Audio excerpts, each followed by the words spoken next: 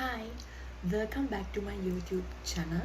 අද වීඩියෝ එකේ මම කතා කරන්න යන්නේ අපි හැමෝටම තියෙන ප්‍රශ්නයක් ගැන. මටත් තියෙන. හැබැයි දැන් නම් ගොඩාක් දුරට මට ඒක පාලනය කරන්න පුළුවන් වෙලා තියෙනවා. ඉතින් මම හිතුවා මේ ගැන කතා කරොත් හොඳයි කියලා. ඔයගොල්ලෝ හිතන්නේ මොකක් කියලාද? Overthinking. මේ ප්‍රශ්න අපි හැමෝටම ලොකුවට තියෙනවා සහ මම හිතන්නේ ලොකුම ප්‍රශ්නය තමයි ගොඩක් වෙලාවට අපි මොකක් හරි දෙයක් ගැන ඕවර්තින්ක් කරගෙන යද්දි මම ඕවර්තින්ක් කරනවා කියලා මට තේරෙන්නේ මම මේක හිතාගෙන ගිහිල්ලා එක්තරා තැනකට ආවට පස්සේ මට තේරෙනවා මම මේක ඕවර්තින්ක් කරලා කියලා. ඉතින් මොකක්ද ඕවර්තින්කින් කියලා කියන්නේ? සහ ඕවර්තින්ක් අපිට කොහොමද මේක අපිට කම්ප්ලීට්ලි එලිමිනේට් කරන්න සහ නවත්තන්න පුළුවන්ද කියන එක නම් ප්‍රශ්නයක්. මොකද අපිට සම්පූර්ණයෙන් මේක අපි කාලයක් තිස්සේ කරගෙන ඉන්න දැන් ඒක පාර නවත්තන්න අමාරුයි. හැබැයි අපිට අම් තාගුරකට ඒක මැනේජ් කරලා ඊට පස්සේ ඒක ටික දැන් හිතන්නේ නැහැ දේවල් කියලා ඔයාලට තේරුණාට පස්සේ ඔයාලට ඒක අවොයිඩ් කරගන්න පුළුවන් වෙයි කියලා මම හිතනවා. ඉතින් අද අපි කතා කරමු ඕවර්තින්කින් ගැන. අපි හැමෝටම තියෙන ලොකු ප්‍රශ්නයක් වදයක් සමහර වෙලාවට. ඉතින් එහෙනම් වීඩියෝ එක පටන් ගමු. මුලින්ම බලමු අපි ඕවර්තින්ක් කරනවා කියලා අපි කොහොමද හොයාගන්නේ කියලා. ඒ කියන්නේ මම ඕවර්තින්ක්ද මේ කරන්නේ කියලා.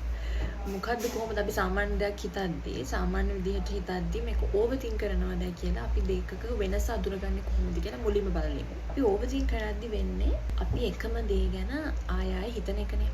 පැක්ගම් සිම්ප්ලි කිව්වොත් අපි එකම දේ ආය හිතනවා. ඉතින් ගොඩක් වෙලාවට අපි දෙයක් හිතද්දී එකම දේ ඩුම ගන්න දෙපාරක්වත් අපි හිතනවා තමයි at least before making a decision also අපි හිතනවා මේක මං කරන්නද එපාද මේකද best solution එක නැත්නම් මට වෙන මොකක් හරි කරන්න පුළුවන්ද කියලා හිතනවා. හැබැයි මෙතනදී තියෙන ප්‍රශ්නේ තමයි එකම conversation එක ඔයාගේ ඔළුව ඇතුලේ replay වෙනවා ආයේ හිතන්නකෝ ආයේ එක යම් තාක් දුරකට හිතලා ඔයා ඒකට හරියන විදිහේ solution එකක් ඔයා හිතාගත්තා. හරි මම මේක තමයි ඊළඟට execute කරන්න යන්නේ කියලා ඔයා හිතා ගන්නවා දෙයක්. හැබැයි ටික ගිහිල්ලා ඔයාට තේරෙනවා ඔයා ආයේ මේක ගැන හිතනවානේ. දැන් එකම දේ ආයේ රීප්ලේ වෙනවා. ඒක ඔයාට දැන් එකතරා තත්යකට නම් මුලදී ඔයාට ඒක කන්ට්‍රෝල් කරන්න පුළුවන්. හැබැයි මේක කරගෙන ගිහිල්ලා යම් තාක් දුරකදී ඔයාට එක ස්ටේජ් එකකට එනවා ඔයාට මේක කන්ට්‍රෝල් කරන්න බෑ. එතකොට මෙතන මම අර කිව්වා වගේ මොකක් හරි සිටුේෂන් එකක් නැත්නම් මොකක් හරි ඩිසිෂන් එකක් මොනවාම දෙකක් ගැන ඔයා හිත ඉන්නවා. ඒ වගේම මෙතන තියෙන අර මම කියවනේ වෙනස තමයි ඔයා දන්නවා මේකට මුකුත් මේ වෙලාවේ සොලියුෂන් එකක් නැහැ. එහෙම ප්‍රශ්න එන්න පුළුවන්. කියනවා කොච්චර හිතුවත් මේ වෙලාවේ ඒකට සොලියුෂන් එකක් පේන්නේ නැහැ. ඔයාට ඔයා බලන අපි කියන ඔයාගේ බලන විදිහෙන් ඔයාගේ ප්‍රශ්න දිහා බලන විදිහ මේ වෙලාවේ ඔයාට කිසිම සොලියුෂන් එකක් පේන්නේ නැහැ. එහෙම ප්‍රශ්න තියෙන්න පුළුවන්. ඒ වෙලෙම හරියටම සොලියුෂන් එකක් ඕනි කියලා නෑනේ. ඒක අනිවාර්ය නෑ. මටත් ඒක ඉස්සර තිබ්බ දෙයක්. ඒක තමයි ගොඩක් වෙලාවට ඕවර්තින්ක් කරන කෙනෙක්ගේ ප්‍රශ්නේ තමයි. එයාට හරි ඉක්මනට ඉන්ස්ටන්ට් සොලියුෂන්ස් ඕන. හරි මේක මෙහෙම වුණොත් ඊළඟට මොකක්ද කරන්න කියලා ඒ වෙලෙම සොලියුෂන් එකක් ඕනි. ඉතින් ඒක අපි තේරුම් ගන්න ඕනේ. එතකොට ඔය ඕවර්තින්ක් වෙන එක නිකම්ම නැති වෙනවා. හැබැයි ඔක් කරන්න අමාරුයි. අර විදිහේ ප්‍රශ්න අහලා හැමදේම පර්ෆෙක්ට් තියෙන OCD පොඩ්ඩක් තියන අයට තෝප තියෙනවා. OCD තියන අයට ඕවර්තින්කින් තියනවා කියන එක නෙවෙයි. ඕවර්තින්කින් කරන අයට තමයි කාලයකදී OCD ડિප්‍රෙෂන් වගේ තත්ත්ව ඇති වෙන්නේ. එතකොට මොකක් හරි දෙයකට සොලියුෂන් එකක් නැහැ කියලා ඔයා දැනගෙනත් ඔයා හිත ඒකට මොකක් හරි සොලියුෂන් එකක් ගන්න උත්සාහ කරනවා. හැබැයි ඒක එකම තැනකින් නවතිනවා. ආයෙ ඊට පස්සේ මුලට එනවා ආයෙ හිතනවා. ඉතින් මේක තමයි මේ ඕවර්තින්ක් කරද්දී අපිට වෙන්නේ. ඉතින් අපි මුලින්ම බලමු ඇයි අපි ඕවර්තින්ක් කරන්න පෙළඹෙන්නේ කියලා. පළවෙනිම දේ තමයි fear of making mistakes. අපිට මිස්ටේක් එකක් කරන්න බයයි. මොකද ඒක ඇති වෙලා තියෙන්නේ නම් සමාජයෙන්ම තමයි. ඔයා මෙහෙම කරොත් මේක වෙනවා, මෙහෙම කරොත් මේක වෙනවා. ගොඩක් වෙලාවට පොඩි කාලේ ඉඳලා බය කරලා තමයි දෙයකට යවන්නේ. මෙහෙමයි දෙයක් කරන්න කලින් අපි දැනුවත් කරන්න ඕන. අපි දැනුවත් අපි පොඩි ළමෙක් නෙවෙයි. අපි දැනුවත් වෙන්න ඕනේ. මේකේ consequences මොනවාද, benefits මොනවාද කියලා අපි හොයලා බලන්න ඕනේ. හැබැයි මෙහෙම දෙයක්ත් තියෙනවා. level up වෙන්න ඕනේ. යාට මොකක් හරි දෙයක් accomplish කරන්න, achieve කරගන්න ඕනේ නම් අනිවාර්යයෙන්ම risk එක කියන දේ ඒකත් එක්කම එන දෙයක්. ඒක ඔයාට රිස්ක් එකක් නැතුව දෙයක් අචීව් කරනවා නම් ඒක වෙන්නේ නැහැ. ඒක මම හිතන්නේ හැම දෙයක් පුළුවන් කියලා. හැමදෙස්සම රිස්ක් එකක් ගන්න වෙනවා. මොන විදිහේ සෝෂල් ස්ටේටස් එකක් වාට තිබ්බත් අලුතෙන් දෙයක් කරන්න යද්දි රිස්ක් එකක් ගන්නම වෙනවා. ඉතින් එතකොට සමහරක් වෙලාවට මේ රිස්ක් එක ගද්දි අර ඔයාට ඇති වෙන බය මම මේක රිස්ක් එක මම එහෙම ගන්න ගිහිල්ලා මේක හරියට වුණේ නැත්තම් මට මෙන්න මේ විදිහේ ප්‍රශ්නයක් වෙයි එකත් එක්ක මට මේක ලොස් වෙයි කියලා ඔයාට අර මිස්ටේක් එක නිසා ඔයාට ඇති වෙන්නේ මොන විදිහේ ප්‍රශ්නයක්ද කියලා ඔයා කලින් ඕවර්තින්ක් කරනවා ගොඩක්. සමහරක් අය බය කරනවා මෙන්න මේව කරොත් මෙහෙම වෙයි කියලා. ඉතින් මේ මිස්ටේක් නැත්නම් ස්කූල් යන කාලේ වගේ නම් ඔයා මිස්ටේක් එකක් කරොත් අම්මලා ගෙදරින් මට මෙහෙම වෙයි මම එක්සෑම් එක මෙහෙම වුණොත් ගෙදරින් මට බනි. ඒ බය ඕවර්තින්ක් කරනවා. මේ වගේ රීසන්ස් තමයි ඕවර්තින්ක් කරන්නේ. කියන්නේ ඒකයි අපිට ඒකෙන් අපිට ඇති වෙන්න තියෙන පාඩුව වැඩි නම් අපි ඒක ඕවර්තින්ක් කරන්න පෙළඹෙනවත් වැඩි. ඉතින් හැබැයි මේ හැම දෙයකටම සීමාවක් තියෙන්න ඕන. ඔයාට හිතනවා නම් ඔයා සීමාව ඉක්මවල මේ මොකක් හරි දෙයක් ගැන ඕනාවට වඩා හිතනවා කියලා ඒ වෙලේම ඔයාට ඒක හිතන මොහොතේ මේක නවත්තන්න ඔයාට පේන සොලියුෂන් එක ඉම්ප්ලිමන්ට් කරන්න. ඒ වෙලාවට ඉම්ප්ලිමන්ට් කරන්න. දැන් මම නම් හිතන්නේ මිස්ටේක්ස් කරනවා කියන එක අපේ ලයිෆ් එකේම කොටසක් තමයි. මිස්ටේක් නොකර පර්ෆෙක්ට් ජීවිත කාටවත් ගත කරන්න බෑ. මොකක් හරි දෙයක් නැති වෙනවා. ඉතින් ගොඩක් වෙලාවට මිස්ටේක් එකක් වෙද්දී ඒක ඕවර්තින්ක් කරා කියලත් වෙන දෙයක් නෑ. මොකද ඕවර්තින්ක් කරා කියලා ඔයාකට මිස්ටේක් එකයි හදා ගන්නත් බෑ. සමහරකට ඔයා ඕවර්තින්ක් කර ඉඳලා ඉස්සරහට කරන දේකුත් නෑ. අන්තිමට මුකුත් වෙලත් නෑ. ඕවර්තින්ක් එකකින් වෙන්නේ සම්පූර්ණයෙන්ම ටයිම් වේස්ට් වෙන එක විතරයි. කිසිම හොදක් වෙන්නේ නෑ. ඊට වඩා දෙයක් ඉම්ප්ලිමන්ට් කරන එක හොඳයි. ඉතින් ඉම්ප්ලිමන්ට් කරද්දී අර හිතේ තියෙනවට වඩා ඔයා හිතන රිස්ක් එකක් තනක කියලා ඔයාට කට්ටියව කන්ටැක්ට් කරගෙන අහන්න පුළුවන්. මේක මොන විදිහටද වෙන්නේ? මේක මට මොන විදිහටද හොද විදිහට කරන්න පුළුවන් කියලා ඔයාට එහෙම මොකක් හරි ඒකට ක්‍රියාත්මක කරන්න පුළුවන් දේවල් තියෙදි බොරුවට හිතේ නැතුව කරන්න පුළුවන් දේවල් කරන්න.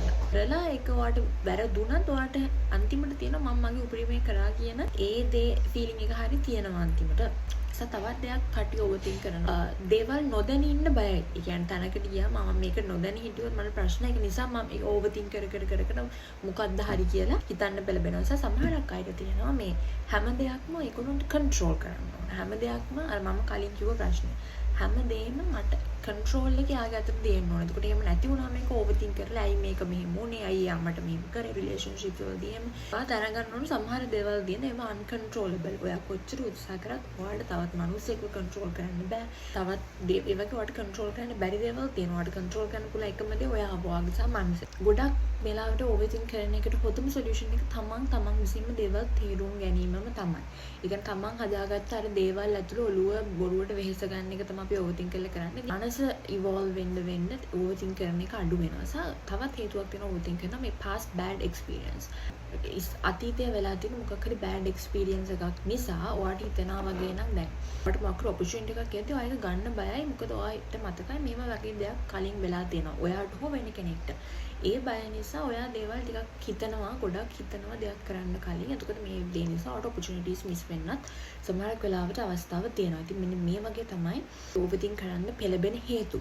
එතකොට කෙනෙක් ඕවර්තින්ක් කරද්දී සමහරක් වෙලාවට නැතුව මේක මේ OCD වලටත් යනවා. මේක එක දිගට කන්ටිනියු වුණොත් මම කලින් කිව්වා. සමහරක් වෙලාවට කෙනෙක් හේතුවක් නැතුව හිතන්න කොහොමද ප්‍රශ්නයක්වත් නැහැ කිසිම ආ ඉස්සරහා අර මුකුත් සිටුේෂන් එකක් දැන් ඔයාලට නැහැ ඉන්සිඩන්ට් එකක් කිසිම දෙයක් වෙලා නැහැ ඒත් ඔයාට නිකන් ඔළුව ඇතුලේ එක එක සිනාරියෝස් හැදෙනවා මෙහිම නරක දෙයක් වුණොත් අපිට මොකද වෙන්නේ what if කියන එක ඔයා හැමදෙස්සෙම ඔයාගේ ඔළුව ඇතුලේ අහගන්නවා. ඒ කියන්නේ පාර පැනගෙන පාරේ යද්දි මට දැන් ඇවිල්ලා වාහනයක් කැපුණොත් මට මොකද වෙන්නේ? මම දැන් මැරුණොත් මොකද වෙන්නේ? අන්න ඒ වගේ නිකන් ඔයාගේ ඔළුව ඇතුලේ හරිම නෙගටිව් වර්ස් දේවල් ඔයා හිතා ගන්නවා.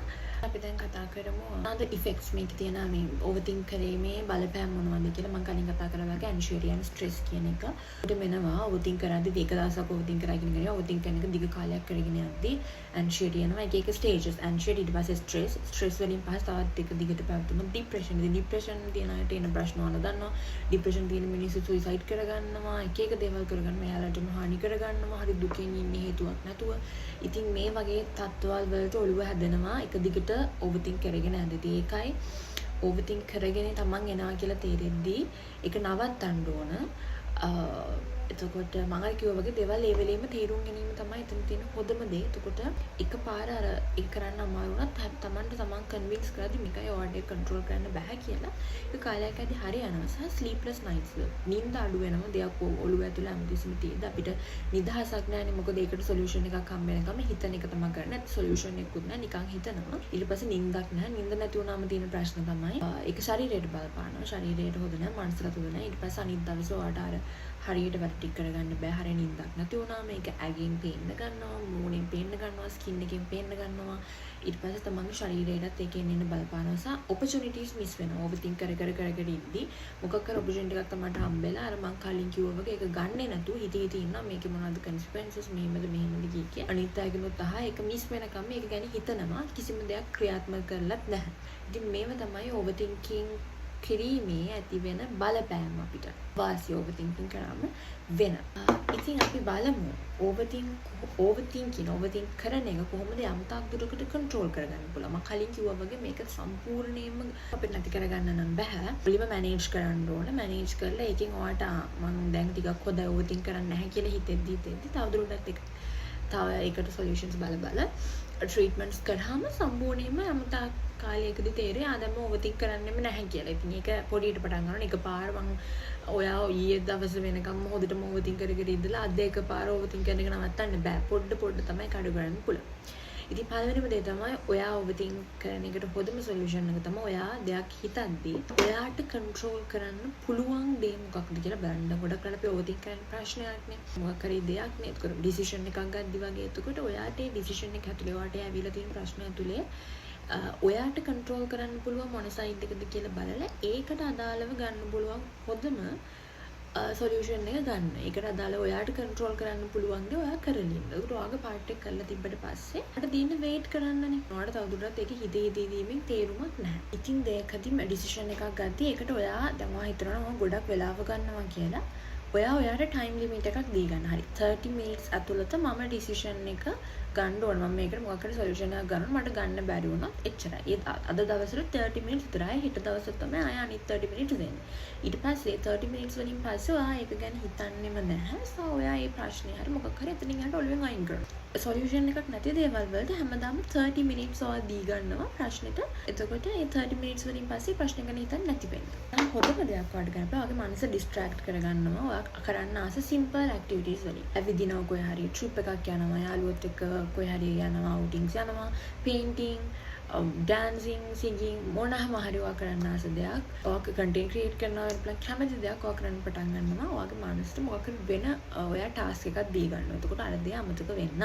සහ මම ඊයේ පාර මගේ අන්තිම ලාස් වීඩියෝ කතාව කරා වගේ මෙඩිටේෂන්ස්, මයින්ඩ්ෆුල්නස් ප්‍රැක්ටිස් කරන්න. ඉතින් මේ වගේ දේවල් පුදුම ආකාර විදිහට උදව් කරනවා. මේ ඕවර්තින්කින් විතරක් නෙවෙයි ගොඩක් දේවල් වලට සොලියුෂන් එකක් තමයි මෙඩිටේෂන් එක කියලා කියන්නේ. ඉතින් ප්‍රැක්ටිස් කරන්න මම කිව්වා වගේ පොඩියට පටන් ගන්න. ඒක කාලයක් යද්දී ඔයාලට තේරෙයි මේ වාට තිබ්බ ප්‍රශ්න ටික නැති වෙනවා, අඩු වෙනවා කියලා. ඉතින් අද වීඩියෝ එකක තමයි මට කතා කරන්න ඕන වුණේ. ඉතින් ඔයගොල්ලෝ වීඩියෝ එකට කැමති නම් ලයික් කරන්න, කමෙන්ට් කරන්න, සබ්ස්ක්‍රයිබ් කරන්න.